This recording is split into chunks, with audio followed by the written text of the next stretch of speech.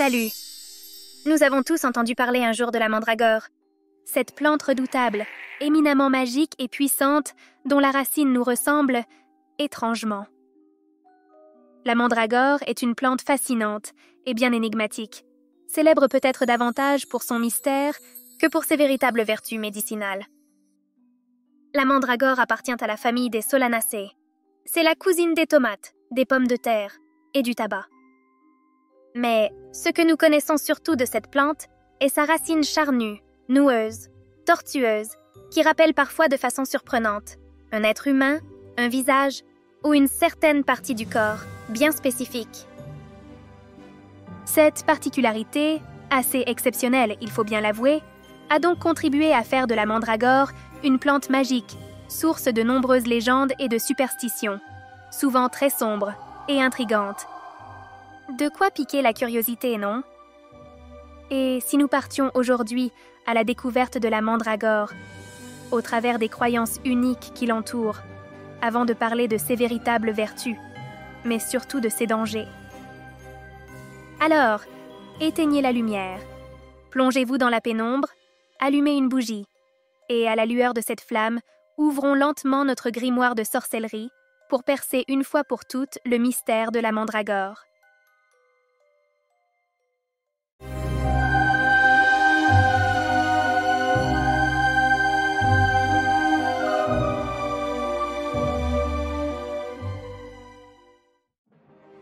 Vous savez quoi? J'ai changé d'avis.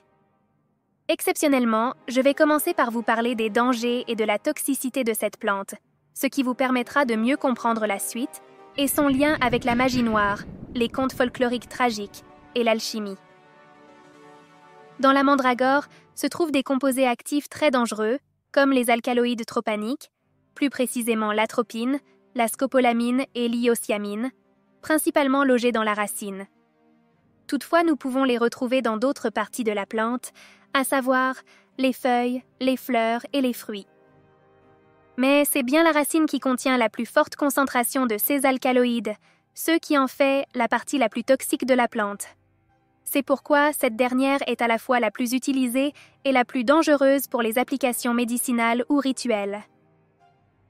Les alcaloïdes contenus dans la mandragore sont les mêmes que ceux contenus dans la belladone et le datura. Si vous êtes versé dans la botanique ou l'herboristerie, alors vous savez certainement que ces plantes soignent volontiers certains maux, mais sont aussi extrêmement toxiques et dangereuses à haute dose. Ils agissent en bloquant l'acétylcholine, un neurotransmetteur essentiel pour de nombreuses fonctions du système nerveux autonome. Ce blocage peut affecter le cœur, les systèmes respiratoires et nerveux, ainsi que les glandes exocrines, entraînant une série de symptômes problématiques. Leur toxicité est donc principalement due à leur puissante activité anticholinergique, affectant de manière globale le fonctionnement normal du corps. L'atropine, par exemple, est utilisée en médecine pour dilater les pupilles lors des examens oculaires, traiter certains types de bradycardie et comme antidote contre certains agents neurotoxiques. Mais à des doses élevées, l'atropine peut causer une tachycardie, des hallucinations, une désorientation et, dans des cas extrêmes, la mort. La scopolamine est quant à elle employée pour prévenir le mal des transports et pour ses effets sédatifs et anticholinergiques dans certaines procédures médicales.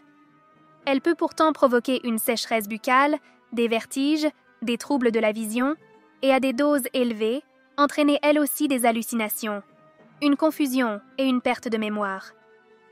Et enfin, l'iocyanine, utilisée en médecine pour traiter une variété de troubles gastro-intestinaux et musculaires, en raison de ses effets antispasmodiques, peut entraîner par ailleurs une tachycardie, là encore des hallucinations, une dilatation des pupilles, et à haute dose, peut s'avérer mortelle également. Voilà, il y a tout ça dans la mandragore. Bien que moins concentrées que dans la racine, les feuilles et les tiges de mandragore contiennent aussi des niveaux significatifs de ces substances toxiques. Elles doivent donc être manipulées avec beaucoup de prudence. Les fruits de la mandragore, qui ressemblent à de petites tomates, sont des baies jaunes ou rouges une fois arrivées à maturité, qui contiennent également des alcaloïdes, mais ils sont généralement considérés comme moins toxiques que la racine.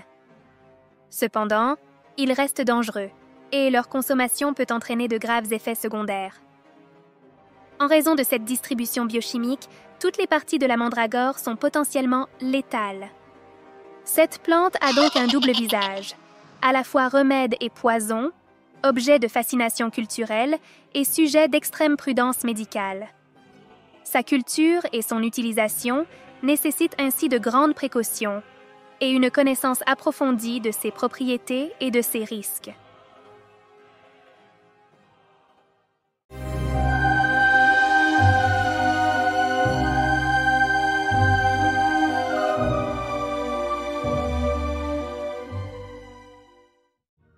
À cause de ses effets, potentiellement dramatiques sur la santé humaine, la mandragore est donc tout naturellement entourée d'une aura étrange, magique, mystique.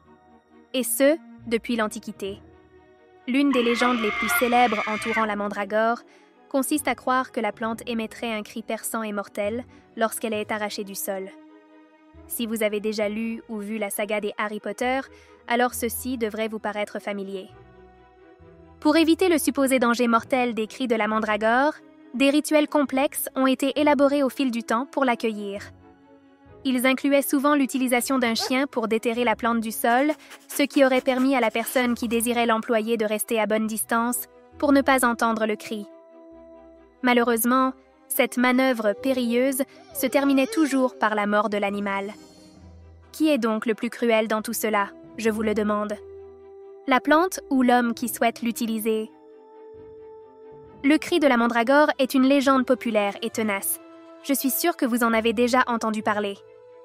Cette combinaison de caractéristiques physiques étranges et d'effets psychotropes puissants, à travers la littérature et les traditions orales, a en effet solidement ancré la légende du cri de la mandragore dans le folklore européen.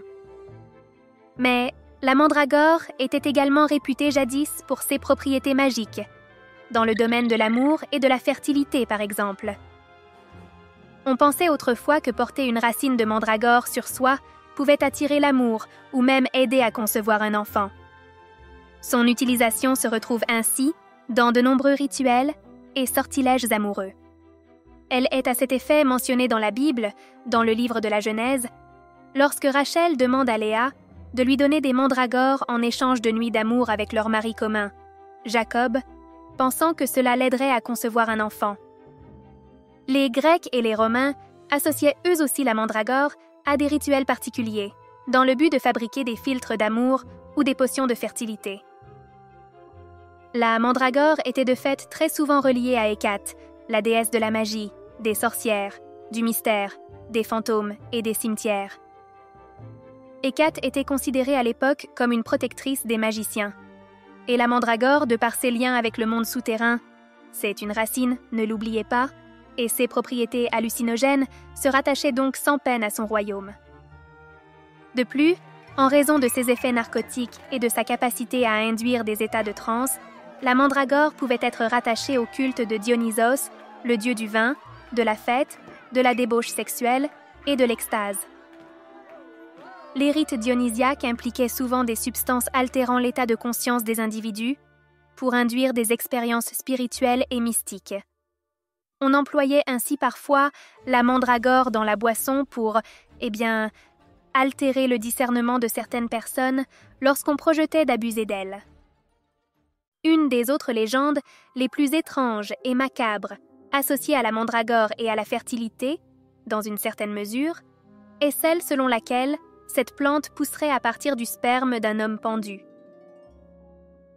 La légende veut que lorsqu'un homme était exécuté par pendaison, la mandragore poussait dans le sol, là où la semence du pendu, dans un dernier réflexe de relâchement des sphincters, était tombée. On la surnommait ainsi parfois « enfant du pendu » ou « herbe du pendu » à cause de cette croyance populaire. Cette idée aurait pu s'expliquer par la forme humanoïde, parfois troublante des racines de la mandragore, qui aurait pu laisser croire que du matériel génétique humain, pénétrant dans le sol, pouvait donner naissance à cette curiosité de la nature. Ce qui faisait de la mandragore un ingrédient de choix pour les potions de sorcellerie, quand il s'agissait de protéger, mais surtout de corrompre les hommes. On lui attribuait des pouvoirs de protection, d'envoûtement, ou la vertu de constituer de formidables filtres de sommeil ou d'oubli. Les Grecs l'utilisaient dans ce but pour ses propriétés anesthésiques et soporifiques. Dioscoride, médecin grec du 1er siècle, décrivait d'ailleurs la mandragore comme un recours pour induire le sommeil, avant des interventions chirurgicales par exemple. Selon certaines croyances, en outre, posséder une racine de mandragore était un signe de prospérité et de chance. On disait que la racine apportait fortune et succès à son propriétaire. On la portait en talisman. Cela vient probablement du fait que la mandragore, sans être spécialement rare ni invasive, était une plante relativement peu commune et souvent difficile à trouver à l'état sauvage. Au Moyen Âge, la mandragore était entourée de superstitions et de légendes tournant autour de la sorcellerie et de la magie noire. Elle comptait parmi les espèces les plus puissantes à manipuler lors de rituels sombres. On croyait qu'elle pouvait augmenter la puissance des sorts et des incantations. Son pouvoir était censé rendre ses prières particulièrement efficaces. En raison de ses liens avec le monde souterrain et ses propriétés psychotropes, la mandragore était une alliée de choix lorsqu'il s'agissait d'invoquer des esprits ou de communiquer avec les morts. Elle aurait eu la capacité de faciliter le contact avec l'au-delà ou d'invoquer les esprits pour obtenir des connaissances cachées, ce qui aurait pu passer, selon certains, pour un véritable pacte avec le diable ou de la nécromancie. Cette dimension hautement romantique et tragique a donc fait de la mandragore une allusion récurrente en littérature pour illustrer ce qu'il y avait de plus sombre et de plus douloureux pour les hommes. William Shakespeare, dans Roméo et Juliette, la mentionne et fait parler son personnage de Roméo en comparant la douleur et le traumatisme de la séparation amoureuse à celle que provoque la mandragore quand on l'arrache de terre. Un poème de Jean de La Fontaine, connu sous le nom de La Mandragore, explore les thèmes de la tromperie et de la ruse à travers l'histoire d'un homme nommé Grippe Minet, qui, sur les conseils d'un charlatan, s'engage dans une quête pour obtenir une mandragore, une plante réputée pour ses pouvoirs magiques et sa capacité à rendre les gens riches. La Mandragora est une comédie satirique écrite par Nicolas Machiavel, dans laquelle une mandragore est utilisée dans un stratagème habile afin de favoriser une situation amoureuse. La racine est alors supposée permettre à une femme de concevoir un enfant. Il y a tant de puissance et de mystère dans l'aura de la mandragore. Par conséquent, il n'y a rien d'étonnant à ce que la magie, la littérature et même l'alchimie, discipline hermétique mélangeant volontiers ces dernières, s'y soient également intéressées. C'est ce que nous allons voir tout de suite.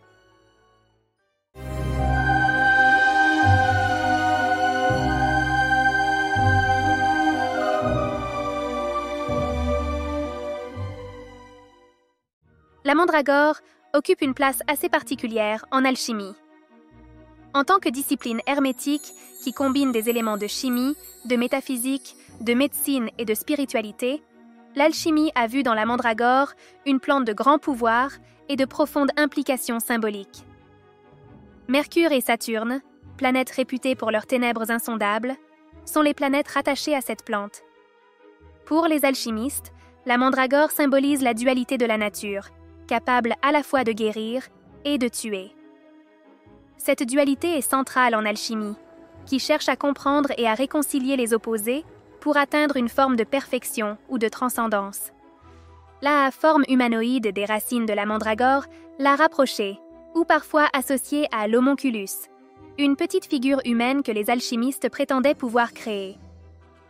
Elle est vue comme une représentation de l'homme primordial ou de l'androgyne, un symbole important en alchimie, représentant l'union de ses opposés.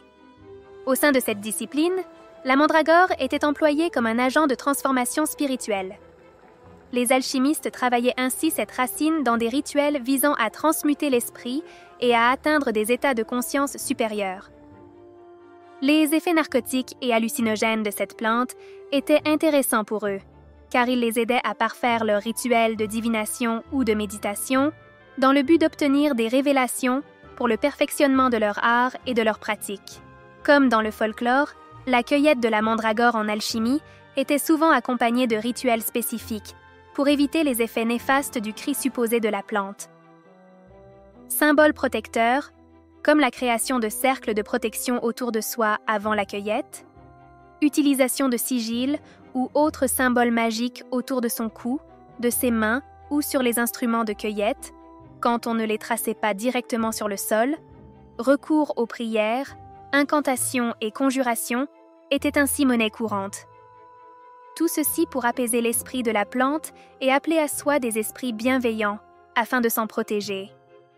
Les praticiens portaient aussi des amulettes ou des talismans consacrés spécifiquement pour la protection contre les puissances de la mandragore. Ces objets étaient souvent bénis ou chargés positivement lors de rituels et comportaient des inscriptions ou des symboles alchimiques de protection. En somme, la mandragore en alchimie était, et est peut-être encore d'ailleurs aujourd'hui, bien plus qu'une simple plante médicinale. Elle est un symbole riche de transformation, de puissance mystique et de complexité, voire de dangerosité de la nature. Son utilisation était entourée de beaucoup de respect et de prudence, en partie à cause de ses redoutables propriétés et de son symbolisme, il faut bien l'avouer, assez négatif. Aujourd'hui, la mandragore est une plante assez difficile à trouver, que ce soit dans la nature ou dans le commerce. En raison de la dégradation de son habitat de prédilection et de sa cueillette excessive, tant pour ses utilisations médicinales que pour ses associations mythologiques ou magiques, la mandragore est devenue rare et espèce protégée. Elle est à présent cultivée sous conditions contrôlées, souvent pratiquée par des jardiniers spécialisés ou des herboristes reconnus, travaillant pour de grands laboratoires pharmaceutiques et non à leur compte. Cela signifie que ceux qui la cultivent et la produisent de nos jours sont exclusivement des spécialistes, ayant une bonne connaissance de ses besoins en matière de sol, d'eau et de climat. Mais aussi conscience que cette plante ne doit surtout pas être utilisée et vendue à grande échelle. Étant donné l'extrême toxicité de la plante, son utilisation médicinale est largement déconseillée sans la supervision d'un professionnel de santé qualifié. La prudence est de mise. Il existe de nombreuses autres plantes aux vertus similaires. Aussi, il est vivement conseillé de privilégier des alternatives plus sûres pour vos traitements médicaux. Sa distribution est principalement limitée à certaines régions, notamment le bassin méditerranéen et certaines parties de l'Asie. Dans de nombreux autres pays, la possession et la vente de mandragore est strictement réglementée, voire littéralement interdite, car considérée comme illégale. Ne cherchez donc pas à vous procurer de la mandragore, c'est quasiment mission impossible, et à juste titre. Quand bien même certains revendeurs peu scrupuleux pourraient se trouver sur Internet, je ne saurais que trop vous conseiller de passer votre chemin et de vous concentrer sur des plantes beaucoup moins dangereuses et nocives. Le but de cette vidéo est purement informatif. Ceux qui commencent à connaître cette chaîne savent que ce qui nous intéresse est avant tout la dimension symbolique et les usages sains des cadeaux de la nature. La mandragore est une plante extraordinaire, à bien des égards. Mais son authenticité doit se louer à bon escient. Laissons-la donc pousser tranquille, à l'écart des hommes. De toute façon, s'il y a bien une chose que cette plante déteste par-dessus tout, c'est en effet qu'on la dérange. Alors, est-ce que cela vous a plu? Si la mandragore est un véritable cauchemar pour le corps, elle laisse tout de même songeur et stimule grandement l'imagination, vous ne trouvez pas? Avouez que ce qui vous vient à l'esprit à la mention de ce nom est l'image d'une sorcière fabriquant des potions, dans une vieille chaumière, perdue dans un bois sombre, à la lueur de 1000 chandelles, et observée par son chat noir patibulaire, qui somnole sur un vieux grimoire de magie. Tant que ça s'arrête là, eh bien c'est parfait. Je vous laisse ainsi à vos rêveries et vous dis à la prochaine.